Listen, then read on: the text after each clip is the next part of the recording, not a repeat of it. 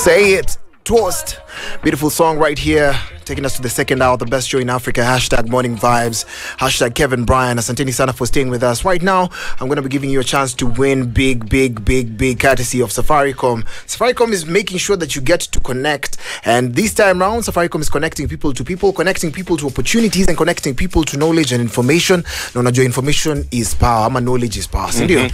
Tunakuambia every day ukitune in hapa hivi Morning Vibes, mi na Matara, tutaweza ku make sure that unpack Safaricom 1 GB free data. Na hii offer mazejo ni noma because all you have to do is go to the nearest Safaricom shop and you upgrade from 2G and 3G into 4G network. It's as simple as that. Unaenda pale unachukua device yako, make sure that the device is 4G. If your device is 4G, then you have the ability of unlocking the 1 GB free data courtesy of Safaricom. Kimbia pale, make sure that Safaricom line yako iko ndani. Use *544# to unlock the 1 GB free data from Safaricom. This information is brought to you by Safaricom and Vibes Radio. Up every Morning Vibes, so make sure that you get to walk away with airtime. Tall, good morning. Good morning, how are you? Aseto. You know Aseto has so many names. Yeah. And they're all catchy and you can actually refer to him by all of them. Yeah. That's how we connect. Kama namna gani? Kama Safaricom. A stand-up guy. Yeah, he's a great guy. Also, ningependa kumention kabla to introduce Mhesh that we are Africa's #1 audiovisual reggae and dancehall station. Yeah. Nobody can stop reggae. Kwa hivyo unaweza stream live and watch all the videos, watch this conversation in our amazing studio hapa. Yes, Nairobi unaweza tupata on 104.5 by the way, that's the frequency. Mombasa 98.7, Nyeri 98.8, Meru 107.1, and Eldoret is 107.5. Yes, that is 107.5. Do remember we are on the website www.vibesradio.co.ke. Massive shout outs to all MVPs wenye wameingia sahi. President Clinton. Yeah? I'll see President. I'll go light on time. Skanka Andruli wa A-Town kwa hapo hivyo. Anasema 110 at River tukondani manze. Elvis Kihara and then the one and only Robert Wagwad. Right now, quick look at the front page. So the front page now, teachers demand 42% salary raise. They say this cannot happen. If this doesn't happen, hakuna kulipa 3% levy. Also today is do or die. For retired President Uhuru Kenyatta and Jubilee. Remember today they're having the NDC. Yes. Plus today we get to know more on the sugar scandal. Remember ile sukari ya mercury? So guys have been arrested. Today they've been taken to court. So all that when you come back in a few. Exactly. Mheshimiwa ako hapa hivi. It's not the first time he's been here. Lakini we're seeing he's looking all sharp and ready for a fire week. Introduce, salimia watu tafadhali. Maze, watu wasikie sauti yako. Asante sana. This is not the first time to be here. Exactly. So kwa majina ni Maina Karoba, mbunge wa Jumuiya ya Afrika Mashariki. First of all is to congratulate you for the far you have come. Thank you so much. As a station. Yeah. Tumekuwa na nyinyi wakati wa siasa. Mukaweza kunihost hapa, mukahost hata vijana wengi. And I do follow the kind of work you're doing. I also recommend even other young people to attend this show. Thank you so much. I don't capture the show. Yeah. Don't capture it. Najua kulikuwa na state capture. So state capture. So siko nataka ku capture show. So I used to recommend other guys to come here, express themselves. Yeah. Also watu wajuane na watu pia. But tumeweza kuachieve mengi. The last time I was here nilikuwa hustler. Ulikuwa unapiga bado mimi ni hustler. Bado wewe ni hustler. Mimi bado ni hustler because that spirit is something that is in my stream and my work ethics. But be that as it may, God has blessed me with this particular position. And we are serving East Africans. In fact, today I'm supposed to be in Arusha. But nikasema kabla niende Arusha kwanza nipitie hapa tuongee na Wakenya ndo tuweze kujua wanataka Jumuiya ya Afrika Mashariki iendelee namna gani. Exactly. Haswa pia Kenya, masuala ya maendeleo ya Kenya wanataka ikuwe namna good stuff. Asante sana Mhesh. So remember guys, conversation iko hapo on that hashtag Morning Vibes. Plus you can always find us, or we're live by the Facebook at Vibes Radio KE and www.vibesradio.co.ke. Once again we're hanging out with Honorable Maina Karoba, Member of Parliament EALA. Tuende kazi. Morning Vibes, where you are the MVP. No negative vibes. Start your day the MVP way. Unajua mtu kama Kothenge dit, mtu kama MP Salasia. Rise and shine to positive vibes with the MVPs. Ninakupeleka Mungu. Ninakupeleka Mungu. Get your fix of conscious talk, personalities and the hottest reggae vibes. Hii maneno si mingi. Hii kitu ni gaucho anasimama. Nasema kusimama. Kusimama unajua. Uwezi enda kukatia msichana na unamwambia utanishikia mimba ndio unamkatia. Kwanza unamkatia. Hii story ya mimba inakuja baada. So sasa tukula pole. Every day of the week 6 to 10 a.m. only on Vibes Radio. And them say here comes trouble, here comes the danger. Good morning Nairobi. Yes, we are back at it again right now at 7:15. Karibu sana. This is Morning Vibes. Kevin and Brian. Kwa majina naitwa Otada, your local energy provider. And of course, the most bankable host, Brian Aseli. And Dennis Aseto from Newswire. Exactly. Karibu mheshimiwa. Asante. We're just breaking bread together hapa hivi tukiangalia vile nchi inasonga. Dennis Aseto, take us. So let's just go to the first page. That is the big story on the Standard is teachers demand 42% salary raise. And just on it, the teachers say they cannot pay the housing levy without first getting an increment as their salaries are too low and the cost of living has pushed many to the edge. So this is not just the teachers who are saying this. If you talk to anyone on the streets right now, people are telling you with the cost of living, that 3% levy itakuwa kidogo ni ngumu. But even now, as the various committees of the houses are engaging Kenyans on public participation, we get to see if some of the issues that are raised will be taken to the floor of the house and be considered. But remember, Rais amesema lazima mlipe. Exactly. And Sasa, I don't know how you can assess this situation kwa sababu one of the issues nime take out kwa hii maneno ya housing levy is people are worried about corruption, the chances of corruption actually coming about. This is so similar to what many other just say NSSF. I mean, yeah. And also, what kuna watu wanasema kitu ni discriminatory in the sense that wako na manyumba already. Yeah, so why do you have to now deduct some of my money ati kusema, you know, that I need a house? I don't need a house. I already have a house. So what is your assessment of the housing levy so far? In my own assessment, I think people are not well sensitized on this matter. But how the housing program is being brought. First of all, we need to look at the intention of housing. The intention of housing, first of all, is to create jobs for young people. The other thing is to ensure that we reduce homelessness in Kenya. Even before we go to how it is going to benefit an individual, we need to look at the immediate benefit of the housing program. And nimekuambia namba moja ya housing program inataka kutengeneza makazi. Inataka kutengeneza kitu ya pili, kutoa mambo ya homelessness. There is no need Kev, mimi na wewe tunaamka kwetu asubuhi kwa nyumba na kuna watu wanalala kwa streets, ama unakaa kwa nyumba lakini nyumba yenye unakaa you are being asked to pay so much in terms of rent and what have you. If you go to advanced countries, the biggest problem they have is housing. And I think the president has identified that where Kenya is going with the population that we are having, the growth rate in terms of population, we are going to have a challenge of housing. And that's why he wants to arrest this thing or this challenge beforehand.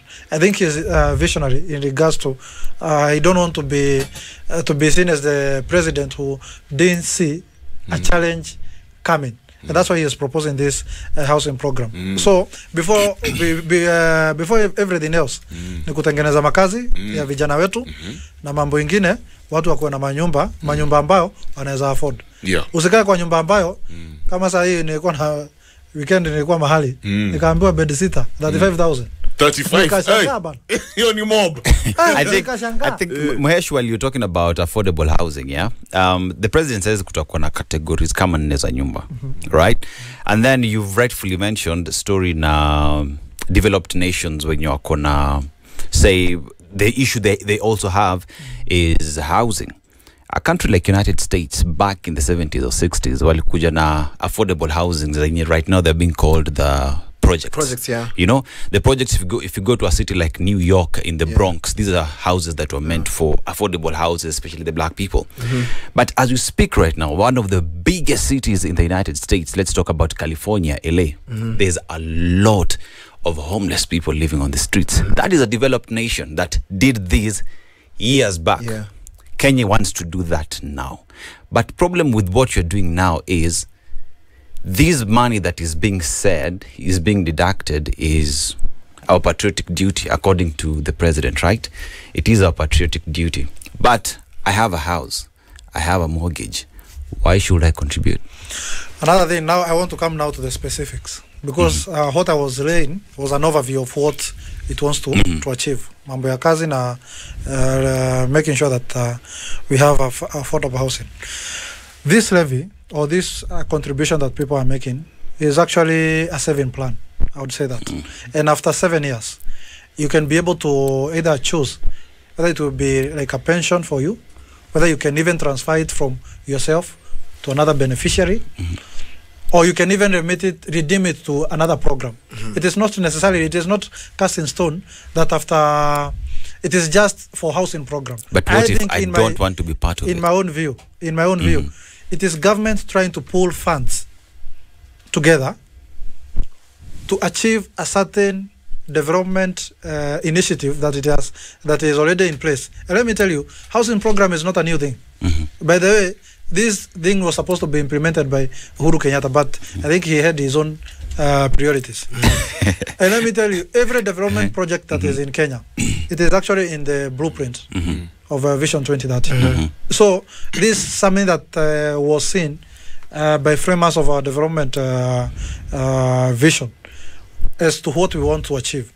I think what we need to look at it from a bigger angle, and I think the president has been very categorical that in terms of fighting corruption, if people are having issues with contribution in terms of their money can get lost or what have you, or people can take advantage of that, I think we have seen concrete action and concrete efforts to fight corruption by the president.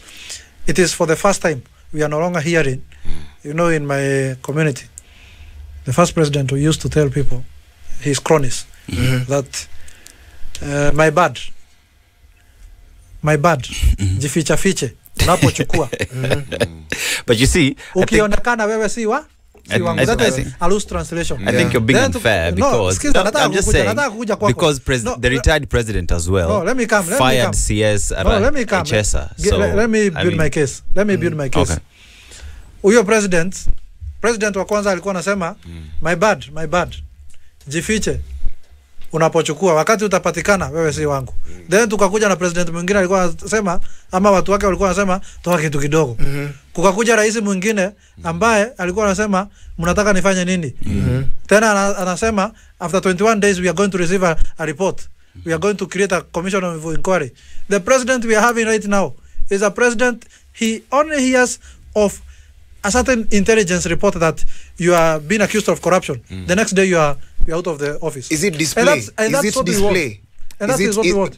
You see, is it display? It is not display. It's not the first time we've seen a president sack at and you're not actually sacking the main people. I mean, even because kama kwa hii kesi ya najua unaongelea story ya health. PS wa health. And by the way, I'm not talking only of the health PS. That's the most recent example we can give, because PS Amanda. The most recent is the one he sacked almost 30 people from KEBS, KRA, all those government departments. You remember? But is it display? That's what I'm asking. It is not display, it is concrete action. Because at the end of the day, there's going to be an inquiry, isn't there? There will not be inquiry. What's going to happen? There will be no inquiry. You'll be just stepping out of the door. So you step out of the door, but of course kutakuwa na kesi lazima ifuatiliwe, si ndio? Bana. Ama kutakuwa na kesi. Let me tell you. Because in Kenya it's so normal for us to wake up one morning. Listen. It's normal. I've been a Kenyan long enough to know that tutamka asubuhi, a few people have been fired, kutakuwa na kesi, we will never hear anything about that. One thing I thought that we are also going to be given is what really went down in terms of figures. I believe that the government can publish exactly what happened in terms of figures and numbers to tell us and explain to us, because it's our right to get to see like a page or two explaining what went down and name all the people who've been fired, in as much as maybe the newspapers have been able to do that.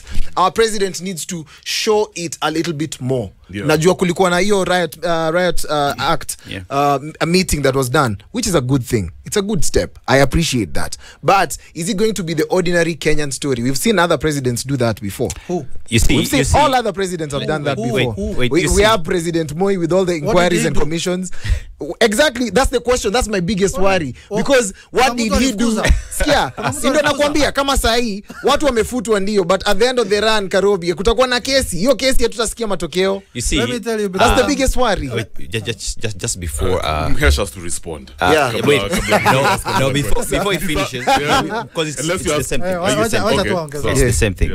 Because you see, you remember even during the Grand Coalition government, you remember the current president used when Alingia Party in that power, he was the cabinet secretary for agriculture, right? And it's during a certain maize scandal that there was a shake-up that he ended up being a cabinet secretary for hire or whatever. You remember that scandal?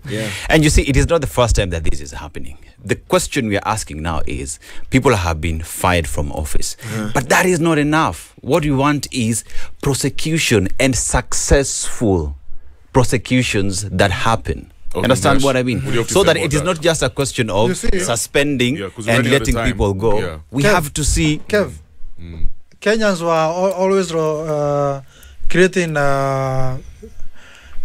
drama around, why don't you sack this person? Why don't you sack these people who have been corrupt?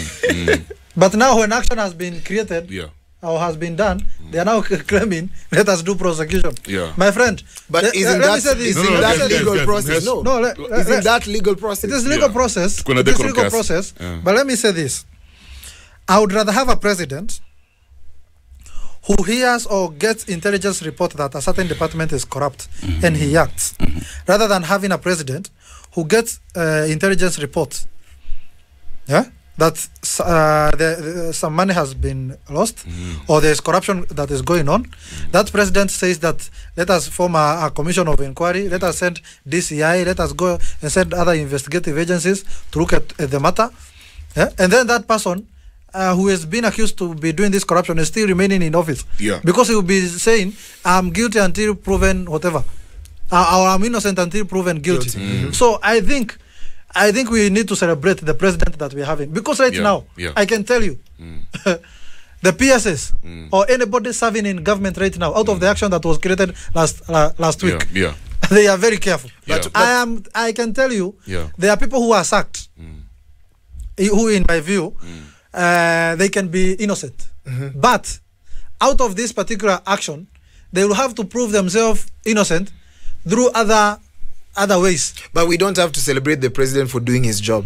He promised that he can do the job. But we need to say this. We need to recognize or appreciate what is happening. We can recognize, but celebrating. If a whole newspaper can create a headline of the promises that have been broken, that same newspaper should create a whole headline of things that have been done. And that's if the government creates a culture of publishing stuff that belongs to the Kenyans. And they are doing that through the blue paper communication. That's a good thing. I have a question. That's a good thing. But the whole I don't want us to dwell on this matter too much because we're running out of time. Kev, in 10 seconds. In 10 seconds. Let us not get lost of the plot. Yes. The plot was whether the housing program is worth of Kenyan contributions. And I've said, if the biggest worry of Kenyans is corruption, then we have a president who is fighting corruption. If the biggest worry of Kenyans is their money is getting if the biggest worry of Kenyans is that they already own houses or they already having a mortgage program, I'm telling them that this money is transferable, it is flexible. These contributions are flexible to be turned to anything else. Because I can see it's 7:30 right now. Tukirudi nataka tuongee sasa maneno ya public participation.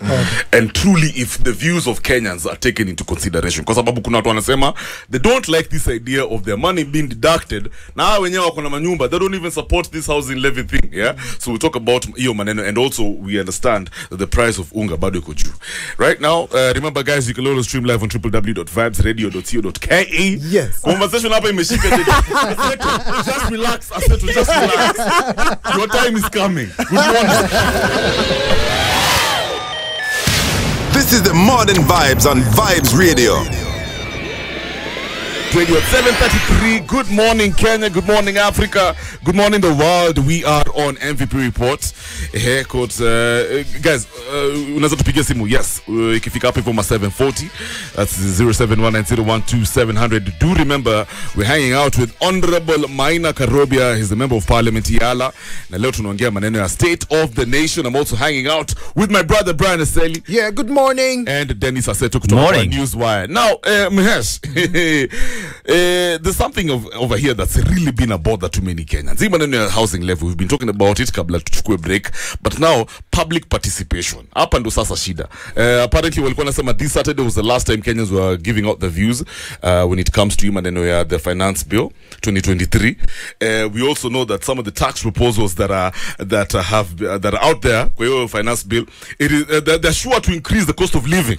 Yeah? So mambo ya public participation, surely does it even matter when it comes to some of these proposals, some of these bills? It matters. Actually, what we are doing right here, Kev, in public participation, because when government allows you to have a media house, it means that it is in the best interest of government, so that it's able to know what people are thinking about development of their nation. It also gets report on what the discussions were during the day. But easy views our Kenyans zinachukuliwa kwa serious. Very serious. That's why you find the reason is zinachukuliwa serious, Kev. Unapata politicians, or even, let me not call them politicians, leaders and government officials have been taking time when they in every public forum to at least explain to people what it means to have this particular housing contribution and what we want to achieve. If views za wananchi hazingekuwa zinamata, they would have assumed watu wacha wapige kelele. But because the views of Kenyans matter, and because this government, the government of William Ruto and Rigathi Gachagua, listens, that's why you are finding them. At least they are trying to convince, sensitize people in regards to what this thing matter. Because niko sure kuna Wakenya wengi who otherwise they're against the housing levy, and they've made it clear. Wanasema this thing is too much. Hata teachers wanasema if that housing levy, if they'll pay for it, mshahara yao pia increase. Unajua Kev, unajua mimi na wewe tumetembea East Lando, si ndio? Of course. Najua wewe ni mtu wa reggae, so lazima utoke. Hata mtani Island. Sasa ukienda hizo Eastlands, the biggest slum I think in Africa is in Kenya. Si ndio? Kibra. Ukiangalia ukienda places mingi za Nairobi ama places mingi hata huko kwetu Kiambu, tuko na hizo slums. The reason as to why we are bringing this housing program also, particularly the urban areas, and today we will be after this I'm going to have a discussion on the new urban agenda facilitated by the United Nations Habitat organization. Is also to have people get decent houses. There's no need in this century people living in sacks. Okay. There's no reason in this century people having flying toilets. There's no reason in this century people tuseme mtoto wako anasomea pia kwa ile taa. We need to have people getting affordable houses, people having decent houses, people having proper sanitation, people having proper or access to water and other human decency services. And this can only happen when we have proper settlement and proper planning. Okay. So now let's switch some gears. Like tukae sana kwa maneno ya housing levy, maybe if you have it's something that's a problem across the nation, and I think it's an East I don't know if it's an East African problem, because umeenda Arusha ukaona Arusha Nitakupeleka eseli. Unapeleka mimi Kama uko na Arusha. passport. Tuko sasa sisi ni global citizens. Sasa nyinyi tafutani siku ya kuko na reggae. Arusha. Sisi tunakuja Arusha. Mimi nitawa host. Haya, kabla tuende Reggae Arusha. History of sewerage systems. I think you've traveled across the world. We've seen in countries like Switzerland, Sweden. Najua hizo ni developed na umekuwa developed for very. Hata sema tu hapa Rwanda. Lakini wamekuwa na way of either centralizing their sewer system or rather like sewage yao iko na place moja yenye inaenda, and that form of organization has led to like power plants or different forms of energy being formed as a result. Shida ya Nairobi ni shida ya Kenya ni nini haswa, because when it rains just once it becomes a big problem. Another thing is story of sanitation and the water. We don't have clean water, and even if we have clean water, it's not equally distributed. I'll give an example of Nairobi because I don't know about other areas. I'll also give an example of Kakamega because I come from the area. But it's become such a big problem for us kujua mahali penye unaweza pata maji safi, alafu pia sewer systems are just bad. Sanitation. And poor drainage as well. Mvua ikinyesha kuna flood too. So those are things that have actually been of major concern. I know you want to give us a proper blueprint of what the urban project iko nayo, lakini tunataka kujua exactly kwani noma ni nini. Kenya hatuwezi jipanga. Mimi ukiniuliza eseli, kwanza wacha nitumie Nairobi as an example. Hapa kuna cartels. There are people who make money out of sisi kukuwa na uchafu kila mahali. So they will make sure that they use their companies ambayo ni ya kuokota hizo makaratasi takataka. Either they seek for positions of leadership or they influence people in leadership for government or the county government not to really implement these programs. But I want to say that for a nation or even for a city to be developed, metropolis, even towns, municipals, I think it is incumbent on the mayor, the governor, to be firm and to be brave and to be courageous in terms of leaving a legacy. For me, hata huwa nasema governor wa Nairobi hata usishinde ukitengeneza sijui mashule sijui mabarabara, all those manner of things. Just provide basic things. Maji, clean water, proper sanitation, then hospitality, and you'll be home and dry. You don't have to. And in fact, when you sort out the issue of water, you sort out the issue of iso sewerage and what have you, hata hautaona haja ya mahospitali, because majority of the reason is one of the main reasons as to why we have hospitals is because of diseases that come out of these outbreaks. Waterborne diseases. Unaona, all those things. So I think, and when you have these proper systems in place, actually what you are doing is what you would call preventive care. Other say curative, there's preventive. You will not be finding need for hospitals and dispensaries. Yeah, I think as I finalize, because I have to go prepare, I think when it comes to issues with, let me just say, housing levy, I think public participation should happen, and it should happen in such a way that we feel like the views of Kenyans have been taken. Absolutely. It's not leaders imposing themselves on Kenyans. But now when you talk about issue to do with the drainage in Nairobi, sanitation, what have you, remember that the drainage and even the sewer system that you're using is pre-colonial systems. So ever since the subsequent governments have never seen the need of upgrading these facilities to accommodate the population that continues to grow in Nairobi. So now the national government and the county's government must sit down and see how best they can plan this city to make sense in the 21st century. Because this city is being used before the 21st century, the services that you're using right now. So it is everybody to sit down and see how best tutafanya hii city to work for us all. And yes, Mheshimiwa, as you go to EALA, please make sure that the monetary policy that you guys are talking about happens, because we want to use the same currency in East Africa. I love it.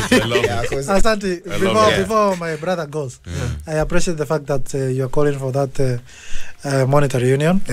It is very critical, because I was told that in the 1970s, when we had the East African pound, the exchange rate between the East African pound and the British pound was 1-to-1. Yes. But today our individual shilling is depreciated. 130 to dollar. 130 to dollar. Pound ikakuwa 20 bob. Na wacha niwaambie. Unaona tukishikana tutakuwa 300 million people in East Africa region. Right? So that gives you a competitive edge on the global market. No? Yeah. And even when you'll be negotiating from the point of come and invest in our country or come and invest in the region, you'll be able to access 300 million people. Yes. But as it is now, the much a president can do, like in Kenya, it's only to say, come and invest in Kenya, you are able to access 50 million people. Yeah. Are we also looking at a future where East Africa, maybe we'll integrate politically, sasa tukuwe in, for example, one government? A borderless region. That's what we are doing. In fact, and that's what I was telling right now we are doing what you call public participation in terms of political unification of East Africa. Right now we are in Kenya. We have done consultations in Kisumu. We have done consultation in Eldoret. We have done consultation in Nakuru. I participated in the Nakuru one. We have done consultation in Nyeri and in Meru. And also in Mombasa. In fact, it began in Mombasa. That's why it was launched. So I think it is from my view, ukiangaliza majina, it is like the headquarters of former provinces or the current regions. Yeah. Okay. So there is public participation, and it already has been done in Uganda, in Rwanda. So it is in Kenya. Later on, it will be taken to Tanzania. Then later in DRC, Burundi, all those countries. Yeah. So. Then when we have those, already there is a committee of experts, and Senator Amos Owako is the deputy chairperson of that committee. Yeah. So they are going to consolidate the views. Then it will be presented to the public. For a sort of referendum where people will now choose whether it will be a political confederation, the one of Switzerland that my brother was talking about, or political federation. Okay. So political confederation of the Switzerland is where you have rotational presidents. So itakuwa ni normal because we would really like to see how this population, especially kama ukiangalia nchi kama Tanzania, it has a huge population. If it's consolidated pamoja na Kenya, Uganda, Tanzania, na Rwanda, I think we're going to have like an expansive economy. We will be talking. And this is Eastern Africa, East Africa. Or just East? Yeah, okay. East. Okay. So and we want to bring Somalia. Yeah. Congo. Congo is already in. It's already in the east. Yeah. Okay. So Congo, Somalia, and Ethiopia, so that we're able to access the market on. Okay. So guys, #morning vibes. Tuko na Honorable Maina Karoba, member of Parliament EALA. Uko na maswali, if you have any comments with regards to all the things that we've talked about. Ama pia kauna dai tu yani kutuambia nini na happen hapo kwa grau. This is your time. Tupige simu 0719 012 700. Twende kazi. 98.8 FM Nyeri on Vibes Radio. This is the Modern Vibes on Vibes Radio. All right, 0719012700. It is 7:47. All about the MVP report. Na tuanze na Oti kutoka Likoni. Vibes Radio, good morning. Oti. Hey, Otada. Yo, niaje. Good morning, my brother. Good morning, my neighbors. Talk to us. Salamia mheshimiwa hapo. Yuko ndani anakusikia. Talk to him. Sana. Sasa mimi nina maswali tu kwake mheshimiwa huyu jamaa, mheshimiwa wa Kenya kwanza. Huyu mtu wa government ndani, si ndio? EALA MP. EALA MP, huyo mtu aliuto kabisa, mtu wa Orezo bwana. Sasa mimi swali yangu ni bwana. Haya tuambie. Sasa mheshimiwa, mimi swali yangu ni hivi bwana. Kwanza nimesikia ukisema watu wa Kenya wanastahili wa celebrate, sijui ni wa celebrate kwa nini? Unajua Kenya bwana, Kenya sasa hizi maisha yamefikisha wa Kenya ni pale pabaya sana. Unacheki? Sukari sasa hivi tunanunua 400 and something. Unga ni bado 200.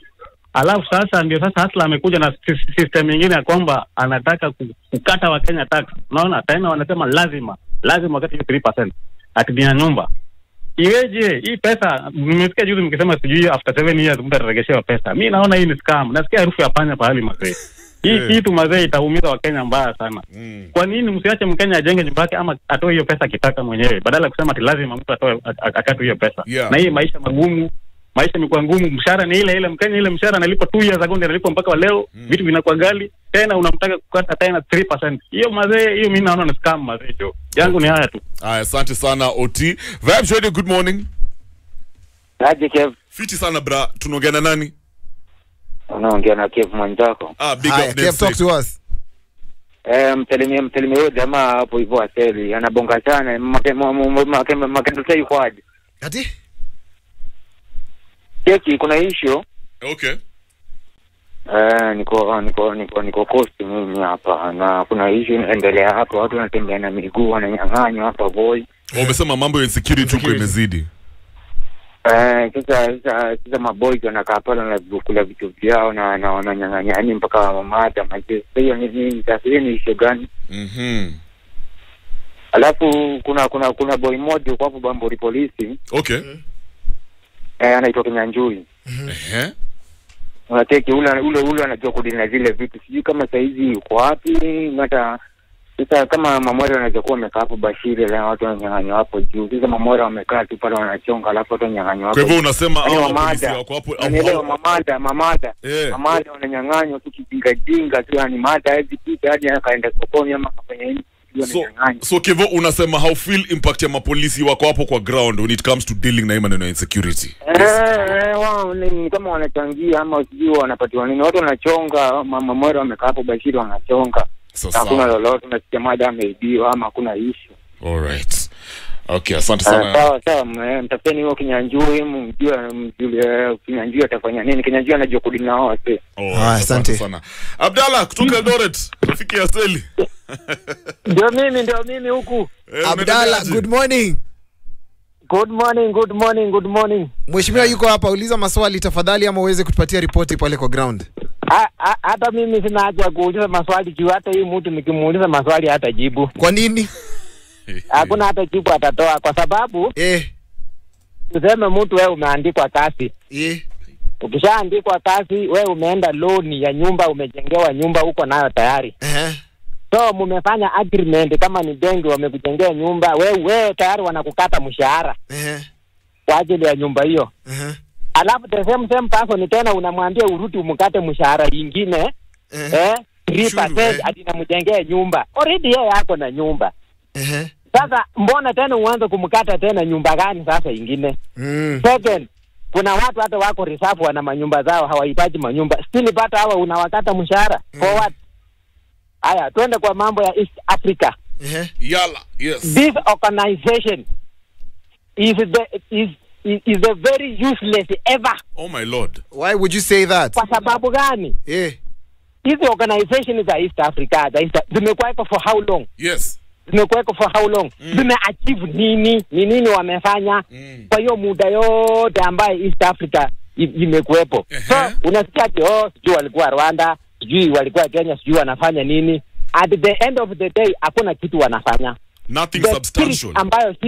The spirit ambayo sisi tunataka ni hii. Yes. We need one currency. We need one military. We need one president. We need one central bank.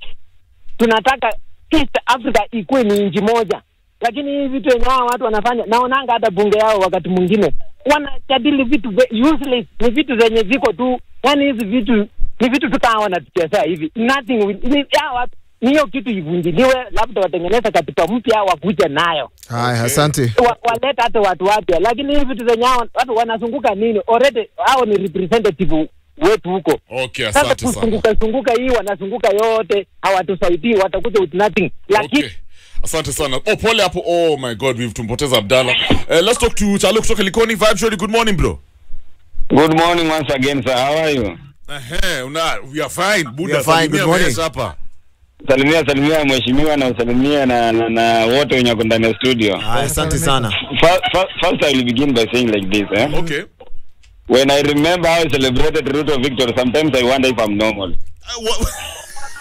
Because the way things are going, mimi najiona ni kama nina shida maana nafaa nipeleke madhara. Una regret? This is not the man I voted for. Come on, what are you talking about? Why would you say that?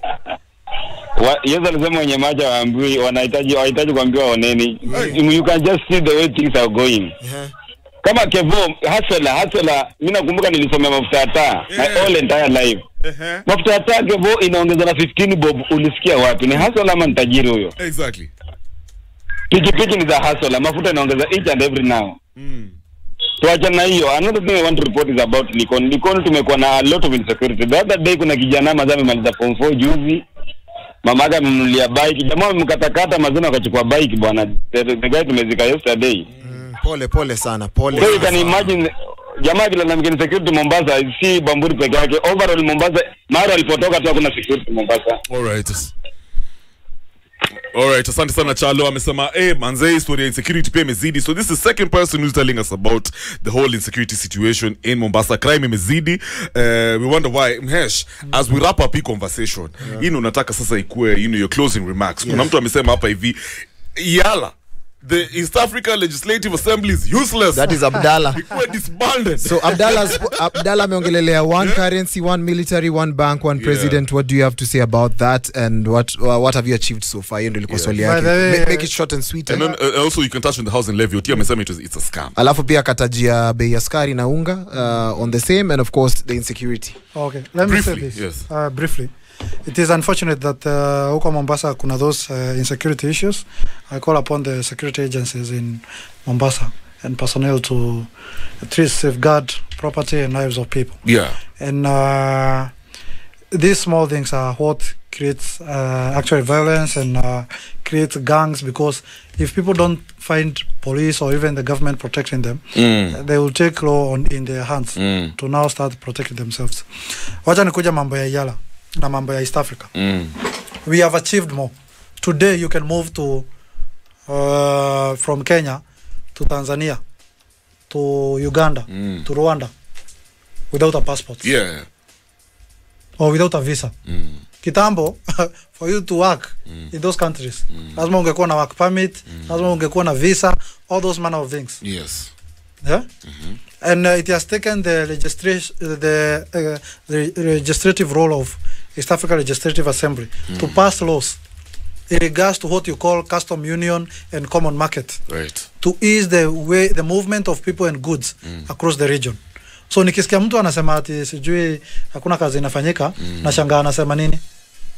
Because jana nilikuwa na watch a media station in Kenya that was airing a program called Daring Abroad. And a Kenyan moved from Kenya to Uganda. Ame-establish nini biashara yake huko. Alipata kwanza job huko. Okay. Aka-establish biashara yake. Aka-featureiwa in fact among the top 10 inspiring Ugandans. In Uganda. Azimu Uganda ni Mkenya, lakini anaishi wapi? In Uganda. Nimeona several Kenyans being good huko pia. So kama na unajua huyo mtu aliweza kuintegrate kwa hiyo system mpaka ana recognize nationally hata kama si wa hiyo nchi, just because of small things like removing a visa, removing bureaucratic things. And those things they cannot be removed by bilateral agreement. They can only be removed by a law. Right. And that law is what we are doing, or those laws are what we are trying to legislate and make in the EALA.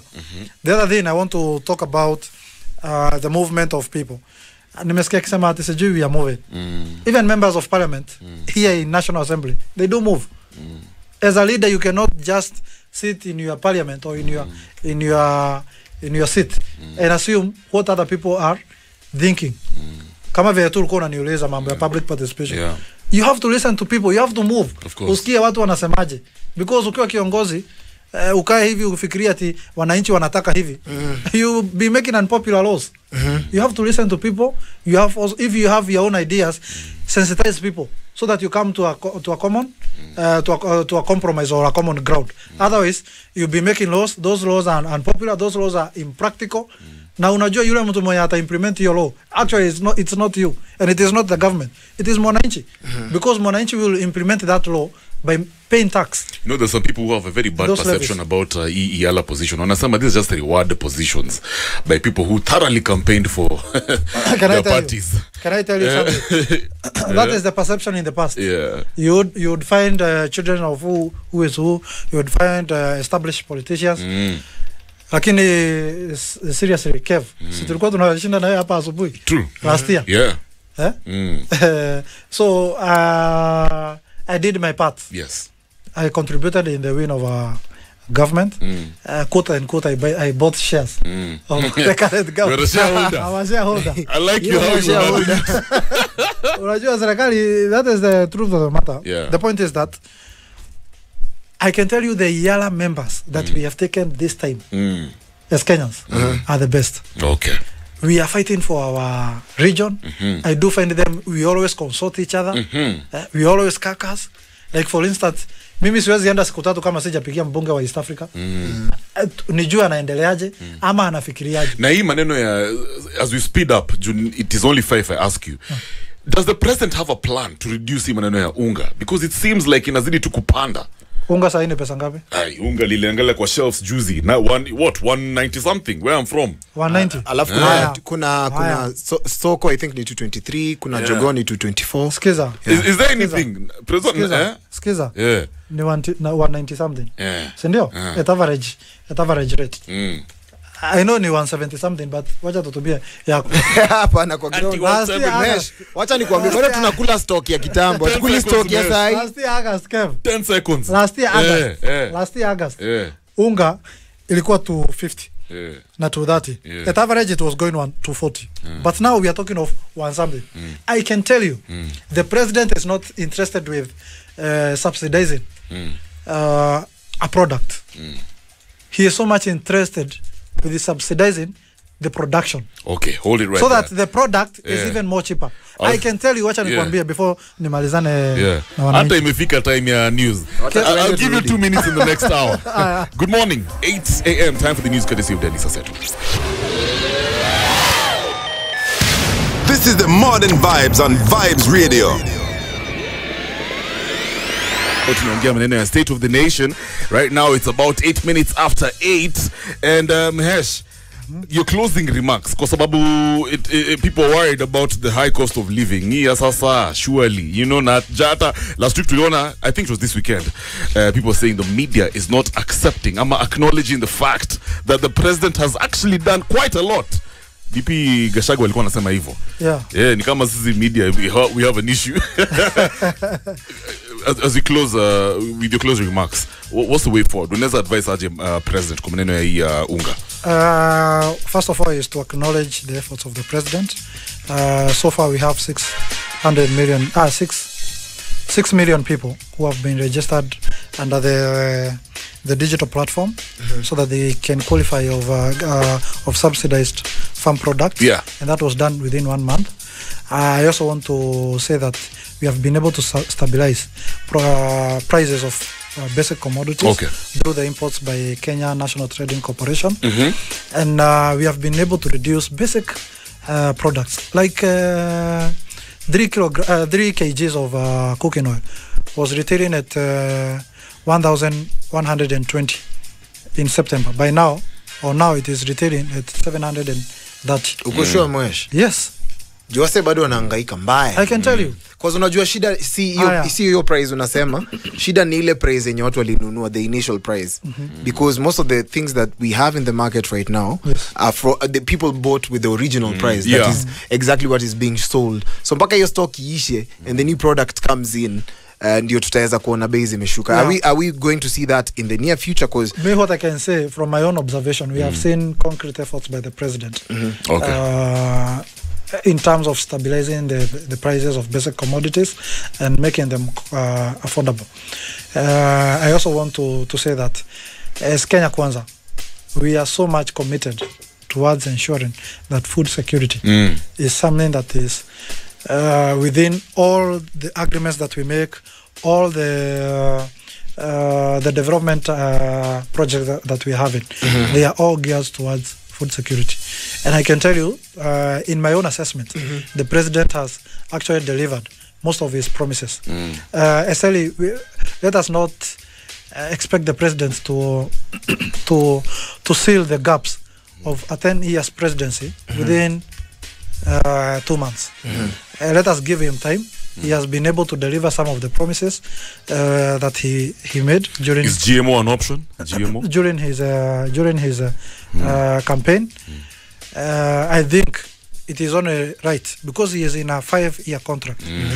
Let us give him time to deliver that. I think by now mambo ya judge, the 6 judges ambao walikuwa wamekwama, ameweza kuappoint. Mambo ya independent kiti ya polisi ameweza kufanya hiyo.